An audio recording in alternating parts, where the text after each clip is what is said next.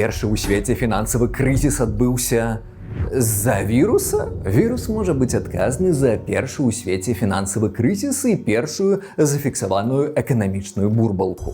Як гэта здарылася?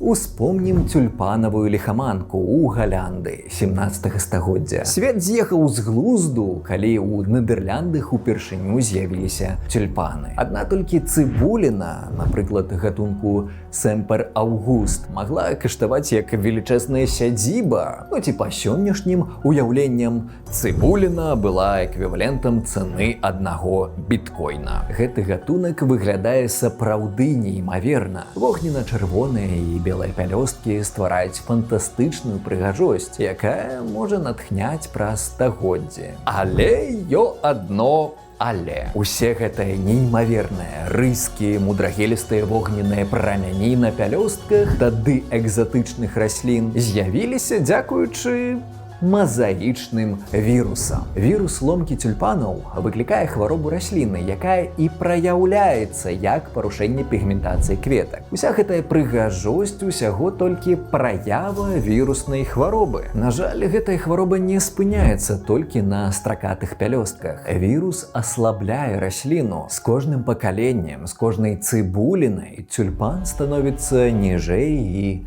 слабей. Зрэшты, губляе сілу і вяне. Менавіта таму тыя славутыя гатункі, якія так цаніліся падчас тюльпанавай ліхаманкі, не дажылі да нашых дзён. Уявіце, як гэта магло б абрынуць рынак тюльпанаў. Вось так вірусы зрабілі свой унёсак у развіццё і выбух першай у свеце фінансавай бурбалкі. А больш цікавага пра вірусы вы зможаце дазнацца з відэа на канале Smash.